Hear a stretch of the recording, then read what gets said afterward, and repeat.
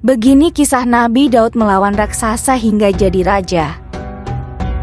Ada kisah menarik berkaitan dengan Nabi Daud yang pernah melawan raksasa, serta juga kisah uniknya ketika diangkat menjadi seorang raja. Hal ini akan dibahas tuntas hanya di channel Risalah Nabi. Sebelum kita lanjut videonya, tolong dukung channel ini agar konten Islam semakin berkembang dengan cara klik subscribe dan juga share video ini ke seluruh media sosial. Ternyata selain Nabi Sulaiman yang diangkat menjadi raja, Nabi Daud juga bergelar sebagai seorang raja yang adil serta soleh. Ia merupakan raja dari kaum Bani Israel, tetapi tidak berasal dari keturunan seorang raja, melainkan hanyalah masyarakat biasa. Hingga ada suatu peristiwa yang menyebabkan ia diangkat menjadi raja serta nabi untuk kaum Bani Israel.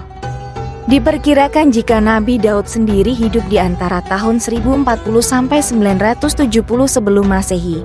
Ia merupakan keturunan Yahuza, serta ayah dari Nabi Sulaiman dan juga moyang dari Nabi Zakaria, Isa dan Yahya.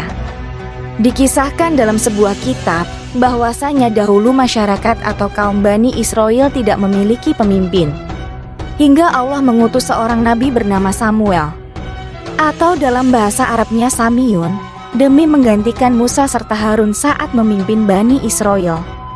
Karena masyarakat saat itu sangat ngeyel dan tidak suka selalu diperintah oleh nabi, maka mereka meminta untuk dipimpin oleh seorang raja.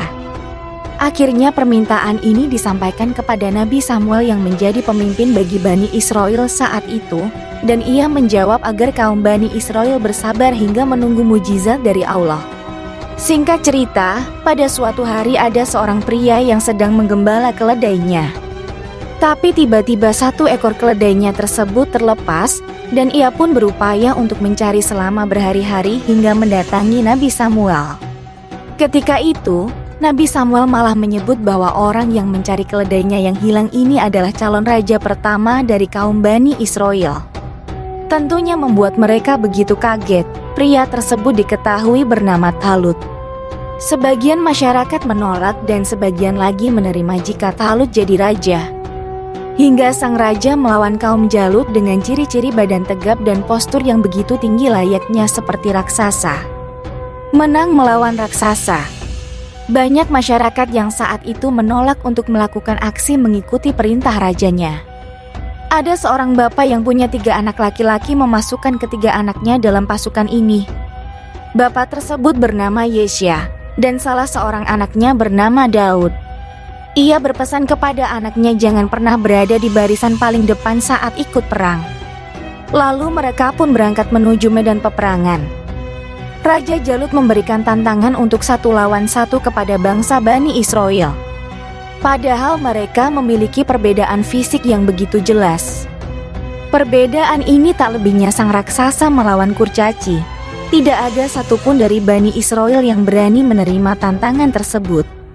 Hingga akhirnya Raja Talut berkata kepada pasukannya yang hanya sisa sedikit, karena banyak yang memutuskan untuk mengundurkan diri, bahwa siapa yang bisa membunuh pimpinan kabilah Jalut akan dinikahkan dengan putrinya serta akan menjadi raja penggantinya di suatu hari nanti.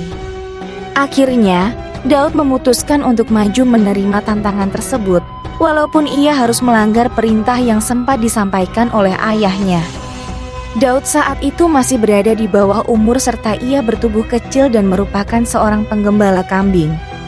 Senjata Daud hanya mengenakan ketapel untuk melawan raksasa tersebut, sedangkan raksasa tersebut yang akan dihadapinya mengenakan peralatan perang lengkap.